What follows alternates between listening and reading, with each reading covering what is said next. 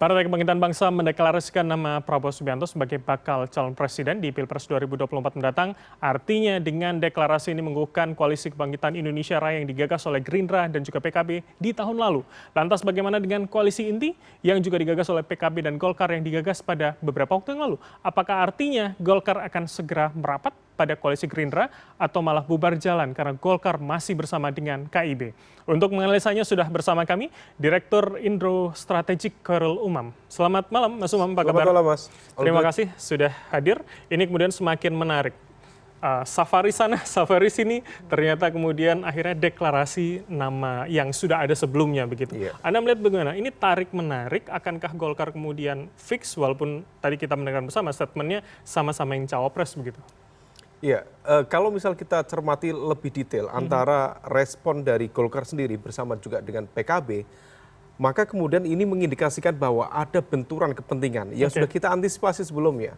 Karena bagaimanapun juga ada situasi yang di luar prediksi Golkar ketika KIB sendiri mencoba untuk menyatakan sebagai dirinya tetap solid, tetapi fakta politik menunjukkan bahwa KIB sudah mengalami proses degradasi yang sangat signifikan. Nah, dengan bahasa lain secara de facto KIB sudah selesai.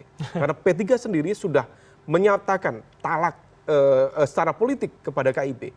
Nah, maka kemudian Golkar sendiri harus berpikir ulang secara lebih cermat apa yang bisa dilakukan. Nah, maka kemudian yang dilakukan saat ini adalah bagian dari survival instinct bagi Golkar untuk mendapatkan posisi cawapres.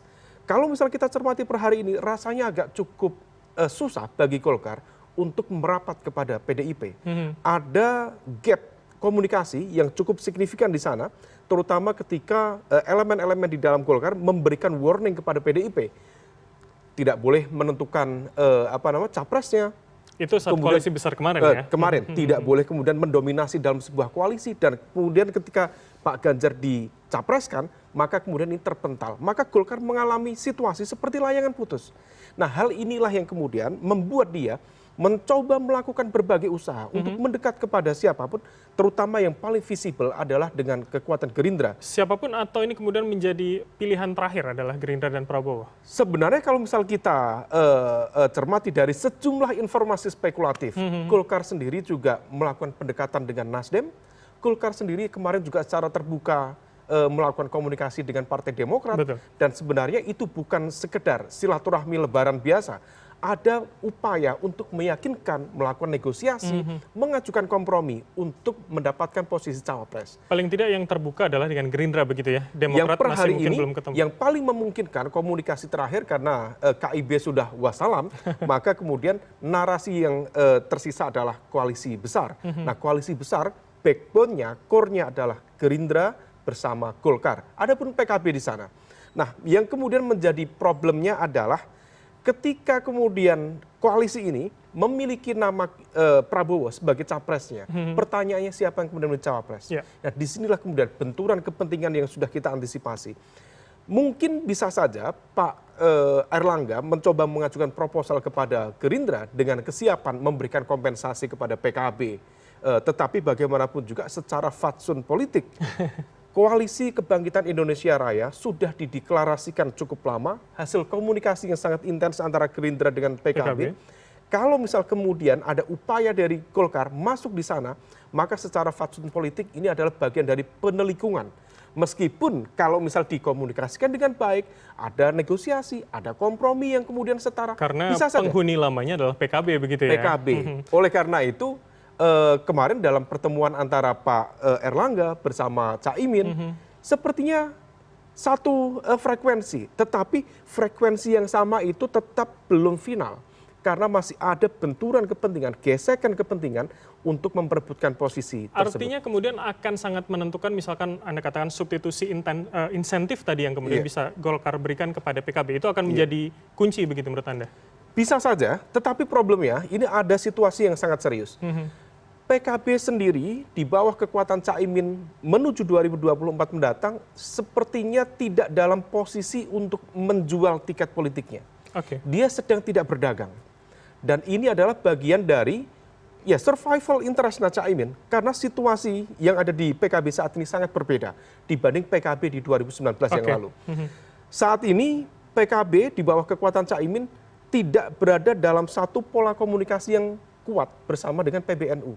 Kemudian ada sejumlah kekuatan di dalam lingkaran politik Nahdliyin sendiri yang tampaknya juga kurang begitu berpihak atau kurang solid untuk memberikan dukungan kepada Caimin. Artinya apa? Kalau Caimin sendiri tidak memiliki bargaining position yang tinggi, maka akan ada cukup banyak elemen-elemen kekuatan yang siap mengincar mengkudeta kepemimpinannya di PKB. Kalau Anda baca hari ini berarti anggaplah dua entitas ini, Golkar dengan PKB, mana yang kemudian lebih berpeluang begitu, atau kemudian mana yang tidak diuntungkan dengan masing-masing plus minus tadi? Ya, ini sebenarnya sebuah pilihan yang cukup dilematis. Di satu sisi, Golkar tentu memiliki jaringan kekuatan suara yang relatif terdistribusi secara merata di berbagai wilayah Indonesia.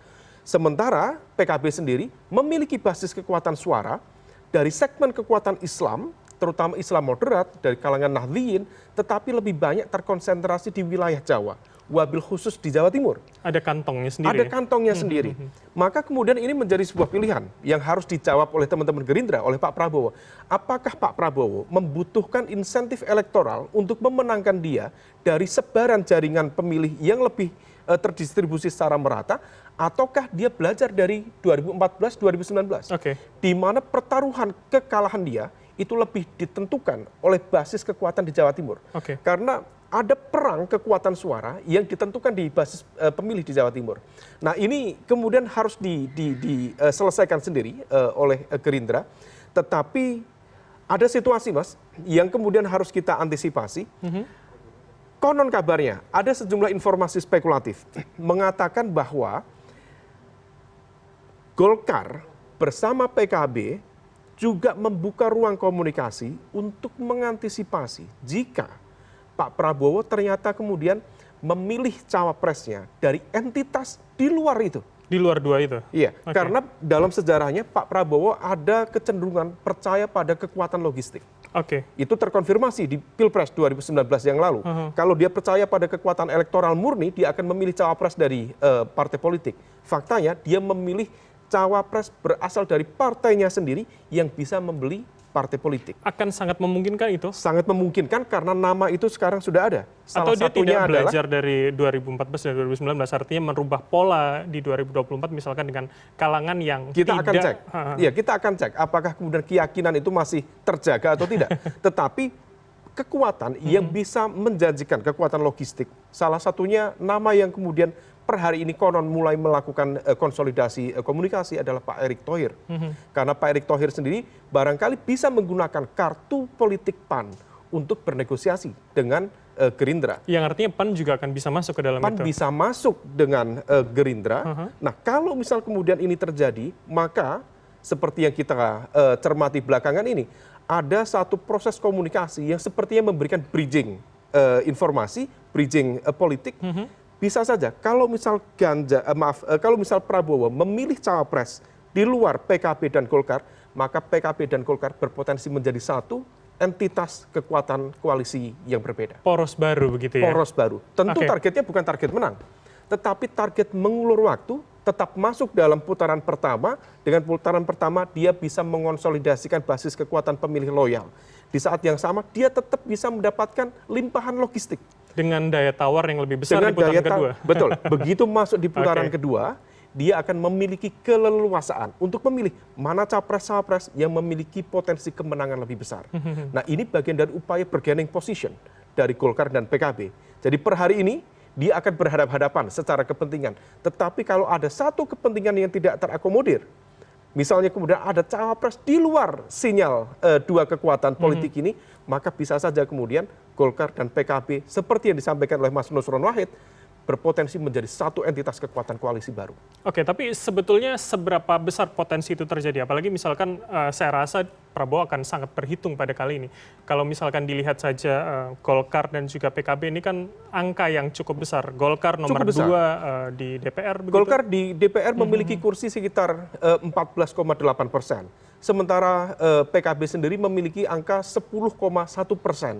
Artinya gabungannya sudah mencapai 24. Di angka sekitar 24%. Dan itu angka yang jauh melebihi batas presidential threshold 20%. Artinya secara prosedural tidak ada hal yang bisa menghalangi. Ini hanya kalkulasi dan barangkali terkait dengan benturan ego. Karena bagaimanapun juga, kalau kita cermati Mas, Golkar dan PKB per hari ini sedang tidak jualan. Mereka betul-betul mempertaruhkan nasib elitnya, karena kalau misalnya Pak Erlangga, kalau tidak mendapatkan posisi dengan bargaining position yang kuat sebagai capres atau cawapres, maka di dalam struktur kekuasaan Golkar di internal akan cukup banyak kekuatan di belakang dia yang sudah mengincar, yang sudah akan menerkam posisi dia, mengantri untuk mengambil alih posisi itu. Maka narasi tentang akan ada munaslup, itu mulai terjadi. Hal sama juga terjadi di PKB. Meskipun kita juga memahami Caimin memiliki daya kooptasi yang kuat terhadap struktur kekuatan di PKB. Tetapi sekali lagi, salah positioning, salah sikap, salah mengambil kebijakan, salah mengambil langkah dalam konteks Pilpres, maka hal itu bisa membuyarkan kekuatan-kekuatan. Artinya akan ada di Prabowo, begitu kuncinya ya? Kalau misal per hari ini, proses negosiasi dengan pihak Koalisi Perubahan kan memang betul masih terbuka, tetapi kalaupun mereka masuk di Koalisi Perubahan, posisinya bukan menjadi imam, mereka menjadi makmum. Di PDIP juga sama, apalagi satu hal, di PDIP ada situasi barangkali yang kurang menyenangkan mereka, karena ada klausul. Pertama, posisi cawapres akan ditentukan oleh Bu Mega. Kemudian komposisi platform pemerintahan ke depan juga akan mendapatkan pertimbangan sangat intens dari Bu Mega sebagai Ketua Umum PDIP. Barangkali sebagian orang akan berkaca atau mungkin akan berpikir, kenapa seperti mendikte seperti itu? Barangkali bukan seperti itu intensnya, karena PDIP sendiri juga menghitung, Mas. Beliau, PDIP, di 2019 yang lalu menang Pilpres, tetapi seolah-olah merasa bukan menjadi pemilik saham terbesar dari pemerintahan saat ini. Bisa jadi kalau menang akan dilakukan di 2024 maksudnya? Bisa jadi, tetapi PDIP sendiri merasa kalau saya menang saya harus berkuasa. Bukan seperti yang kemarin, saya menang, tapi seperti ada kekuasaan lain yang kemudian menggerakkan pemerintahan ini. Mas Umam, pertanyaan terakhir kalau begitu. Seberapa akhirnya kemungkinan itu bisa terjadi antara misalkan poros keempat muncul Golkar dan juga PKB, atau jangan-jangan bisa salah satu misalkan bicara akrab atau mesra antara dua itu, tapi ternyata nanti dengan Prabowo juga gitu salah satunya? Politics all about possibility. Sangat memungkinkan, karena bagaimanapun juga akan selalu ada proses negosiasi dengan segala kompromi. Tentu kompromi bukan hanya terkait dengan konteks logistik, tetapi juga bagaimana terkait dengan konteks pengamanan secara politik, kemudian kompensasi-kompensasi yang lain. Semua itu adalah bagian dari proses komunikasi politik. Nah, tetapi apakah kemudian akan dipilih yang mana? Tentu Pak Prabowo yang memiliki otoritas lebih tinggi untuk melakukan itu. Tetapi yang diuntungkan, PKB atau Caimin yang saat ini menjadi pimpinan tertinggi di PKB sudah memiliki investasi lebih maju. Karena bagaimanapun juga Koalisi Kebangkitan Indonesia Raya sudah diinisiasi oleh dua partai, sehingga mereka adalah kedua partai ini pemilik saham genuine yang asli dari KKIR. Adapun kemudian Golkar bisa saja keluar bisa begitu saja, karena itu bagian dari evaluasi besar. Adapun Golkar sifatnya adalah numpang, tetapi numpang dengan power logistik jaringan yang lebih besar. Jadi kita akan lihat seperti apa. Instrumennya terlalu banyak untuk kemudian kita tafsirkan hari ini tentunya. Terima kasih atas waktu Anda, Mas Khairul Umam, Direktur Indo Strategik, telah bergabung dan memberikan insight di kanal Pemilu Terpercaya.